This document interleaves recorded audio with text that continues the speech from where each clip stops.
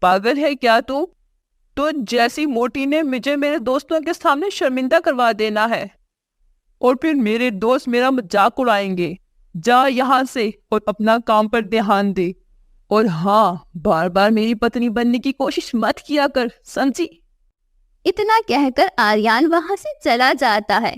اسی طرح کافی سمے گزر جاتا ہے۔ آریان اکثر پرتھی لوک پر گھومنے جاتا تھا۔ اسے پرتھوی لوک پر جانا بہت پسند تھا۔ پرتھوی لوک پر اس کی ملاقات شزا نامی ایک لڑکی سے ہوتی ہے جسے وہ بہت پسند کرنے لگ جاتا ہے۔ شزا دکھنے میں بہت ہی خوبصورت تھی اور ساتھ ہی ساتھ اسمارٹ اور لمبی بھی تھی۔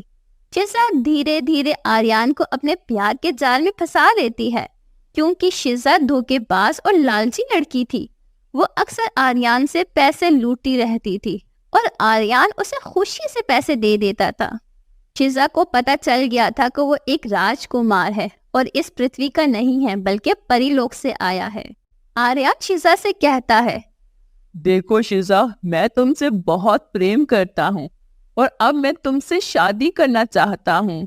شادی کر کے میں تمہیں پرتھوی لوک لے جاؤں گا اور وہاں تمہیں بہت اچھے سے رکھوں گا۔ یہ سن کر شزا من ہی من میں بہت خوش ہونے لگتی ہے اور کہتی ہے، ارے واہ، پرتھوی لوک میں تو بہت ساری دن دولت ہوگی، وہاں تو میں عیش کروں گی اور آرام کی زندگی جیوں گی۔ ارے شزا، تم کہاں کھو گئی؟ کہیں نہیں، وہاں تمہیں ہر چیز ملے گی، تم وہاں بہت خوش رہو گی، میں تمہیں وہاں رانی بنا کر رکھوں گا۔ آریان، میں بھی تم سے شادی کرنا چاہتی ہوں، پر میں اس بارے میں ایک بار اپنی ماں سے بات کر لوں، پھر میں تمہیں بتاتی ہوں۔ ٹھیک ہے شزا، تم اپنی ماں سے بات کرو، میں چلتا ہوں، جیسا ہو مجھے بتا دینا۔ اتنا کہہ کر آریان وہاں سے پری لوک چلا جاتا ہے اور شزا اپنے گھر آ جاتی ہے۔ گھر پر اس کی ماں رہتی تھی۔ اس کی ماں بھی بہت لالچی عورت تھی۔ ارے ماں، وہ آریان تو مجھ سے شادی کرنے کی ضد کر رہا ہے، مجھ سے شادی کر لو، اب میں تمہارے بغیر نہیں رہ سکتا۔ یہ کہتے ہی دونوں ماں بیٹی ہنسنے لگتے ہیں۔ ماں، اب تم ہی بتاؤ میں کیا کروں؟ ارے میری بیٹی، اب ہم کب تک تھوڑے تھوڑے دن دولت سے کام چلائیں گے؟ اب سمے آ گیا ہے کہ ہم کوئی بڑا ہاتھ مارے۔ وہ تو ٹھیک ہے ماں، لیکن اب آگے کرنا کیا ہے؟ میں نے سنا ہے بیٹی کہ پریوں اور راجکمار کے دل میں ایک مڑی ہوتی ہے۔ اس مڑی سے جو کچھ بھی مانگو وہ اسی وقت مل جاتا ہے۔ ہاں سچ میں ماں، ایسا ہوتا ہے؟ ہاں بیٹی، ایسا سچ میں ہوتا ہے۔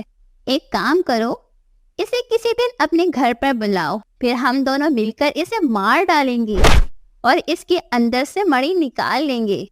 ارے واہ ماں، کیا دماغ لگایا ہے تو نے۔ دونوں ماں بیٹی زور زور سے ہنسنے لگتے ہیں اور بہت خوش ہو جاتے ہیں۔ اور پھر شزا آریان کو فون لگاتی ہے۔ اس دن آریان اپنا فون گھر پر ہی بھول جاتا ہے۔ ارے لگتا ہے یہ اپنا فون آج گھر پر ہی بھول گئے ہیں، کوئی بار بار انہیں فون کر رہا ہے۔ کوئی بات نہیں، میں اٹھا لیتی ہوں۔ لونا آریان کا فون اٹھا لیتی ہے۔ ارے ڈارلنگ، اتنا ٹائم لگتا ہے کیا فون اٹھانے میں؟ اچھا سنو میری بات، ماں ہماری شادی کے لیے مان گئی ہے، تم آج شام کو میرے گھر آ جانا، ٹھیک ہے نا؟ اور لیٹ مت کرنا، بائے۔ یہ ساری باتیں سن کر لونا بہت دکھی ہو جاتی ہے۔ تھوڑی دیر بعد وہاں آریان آ جاتا ہے اور پھر لونا آریان سے پوچھتی ہے، سنیے جی، یہ شزا کون ہے اور آپ کا کیا چکر چل رہا ہے اس کے ساتھ؟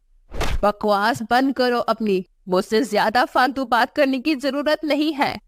میں چاہے کچھ بھی کروں، تمہیں اس سے کوئی فرق نہیں پڑنا چاہیے، اور میں نے تمہیں کتنی بار سمجھایا ہے کہ بار بار مجھ پر پتنیوں والا حق نہیں جمایا کرو۔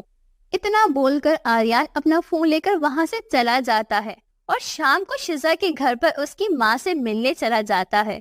تبھی شزا اور اس کی ماں آریان کو بندی بنا لیتی ہیں اور آریان کی جادوئی چھڑی بھی اس سے چھین لیتے ہیں۔ ارے شزا، یہ تم کیا کر رہی ہو؟ میں تم سے بہت پریم کرتا ہوں، اور تم دونوں ماں بیٹی میرے ساتھ کیا کر رہے ہو؟ کھولو مجھے، چھوڑو میرے ہاتھ۔ شیزا ہنستے ہوئے کہتی ہے، اے الو کے پٹے، میں تیرے سے کوئی پریم نہیں کرتی، تو میرے لیے ایک ذریعہ تھا دولت حاصل کرنے کا، تو نے اپنی شکل